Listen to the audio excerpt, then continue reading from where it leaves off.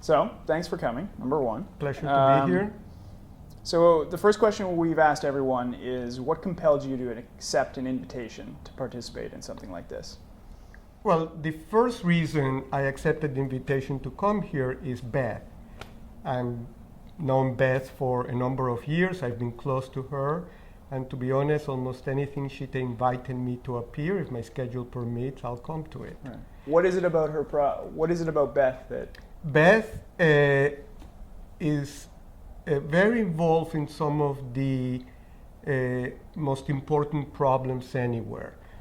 She's been very interested in open source. I first met her when I was working at IBM. We had a very big Linux initiative, and Beth has been a very big presence in Linux and open source in general. And we talked to her a lot about the IBM initiatives in Linux, and I know the IBM legal community really trusted her opinion, and in particular, being a lawyer that truly understood the new open source communities. So she could look at it not just from her legal expertise, which she has, but also as an insider in the legal community. Then we've continued to talk a lot, and then when she went to Washington, I was quite involved with her. In fact, we were together in the Obama transition team, and I still remember when she wrote the, I believe, OpenGov document that the president signed in his first day in office about the intent to make all data as available as possible to facilitate government. And then more recently, I've become an executive in residence at NYU's Center for Urban Science and Progress, COSP. Beth, of course, is here at GovLab. So we have continued to collaborate in all kinds of issues relating to the management of data when you try to apply it to making the city a much better city. Right. So at this conference, or the experiment as we're calling it, have you been able to participate throughout the course of the 2 days? I wasn't here yesterday. Okay. I was traveling. And did you do the Hora today around? Yes, I've done the Hora. I've been around and around. So what kind of solutions came out of those sessions, or what kind of problems were you talking about? Oh God, we talked about all kinds of interesting problems. In the session I just came from, we talked about how do you know when the future is here and what do you do about it? And we discussed what kind of future are we talking about. I personally suggested that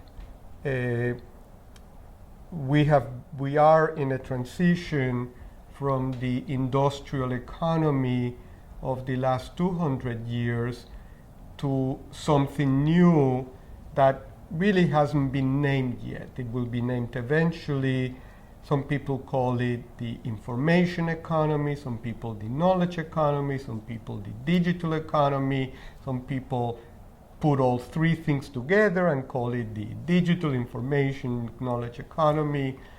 And in particular, a very important question for GovLab is, how does the role of governance change from what we expected from governments in the past 200 years to what we need now in this new economy, whatever we call it? And I think that's a very fundamental question. And I really believe that a lot of our society, that is people and business, is ahead of government in adapting to the technological changes and their implications. Business has to be there because we are in a market economy, and if you're a business and you don't get what's happening there, you go out of business. So the free market capitalism imposes a discipline on business that's healthy.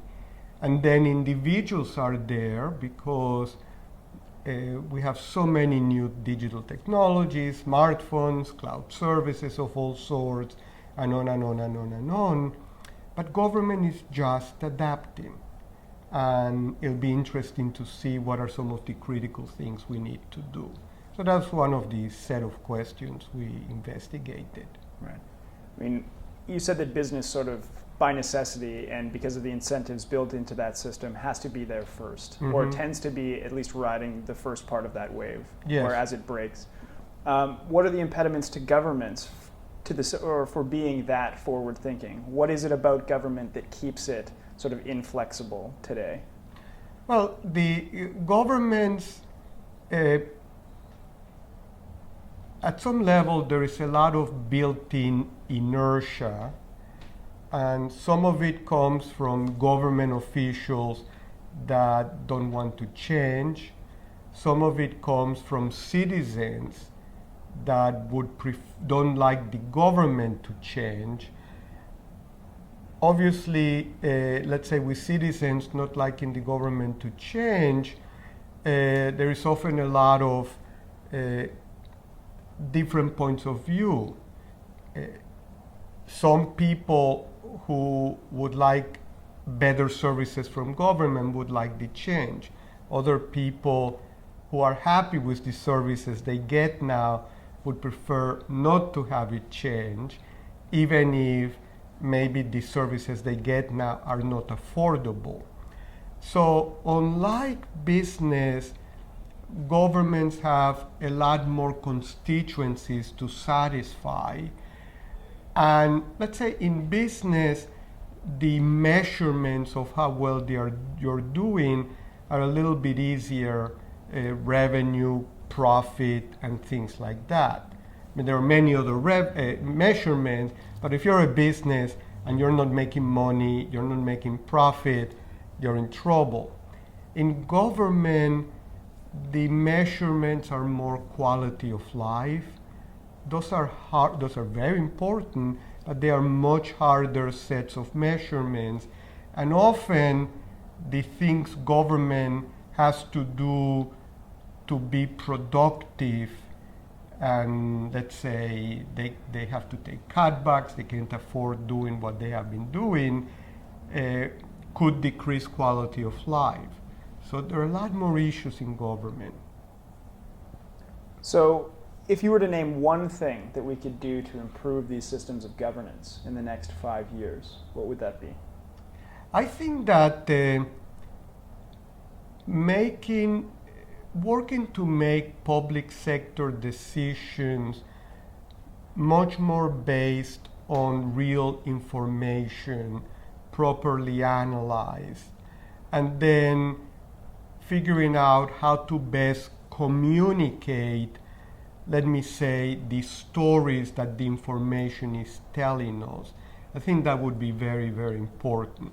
Now, that doesn't mean that just because you go to people and you say, we did huge analysis, we did huge models, we had the biggest supercomputers in the national labs, and this is what they're telling us.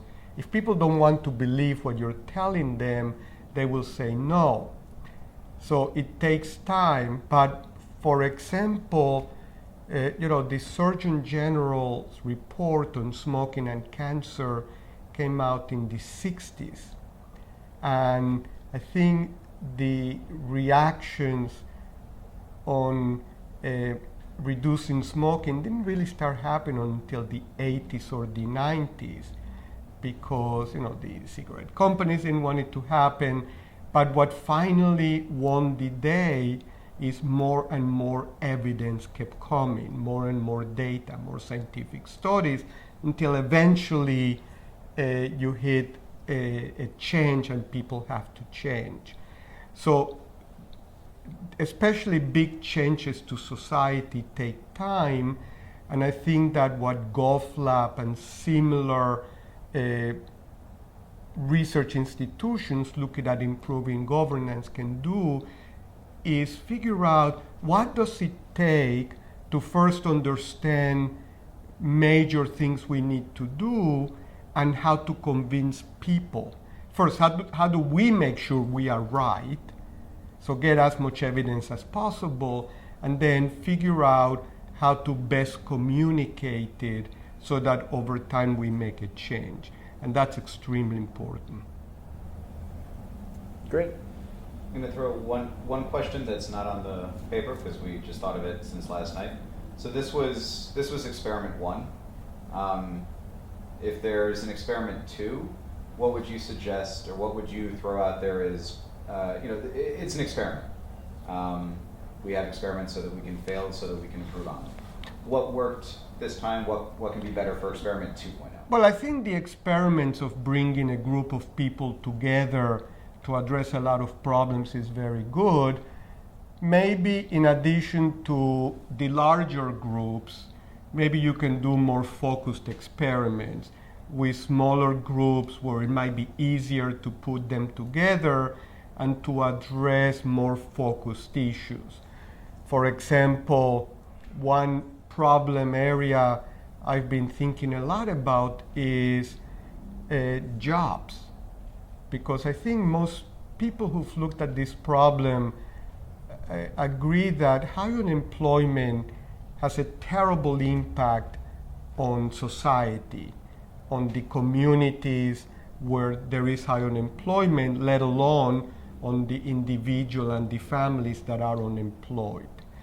And if you ask people, are you sure we'll get new jobs in the future, whatever, nobody's very sure. We could be in such a big economic shift that would take time. So what could government do? How could government reach out to the private sector to collaborate in helping to create jobs? Are regulations in the way? Do we need more open regulatory systems? How about safety nets?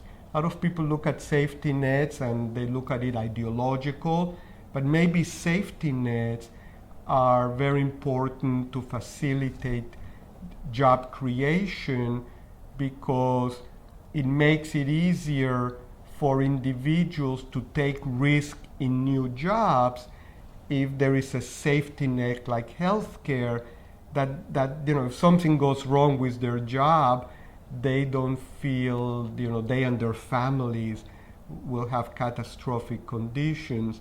And these are all problems that can be framed, can be analyzed, and maybe having some sessions that are a little bit more focused on a few critical target problems could be GovLab 2.0, 3.0, so on.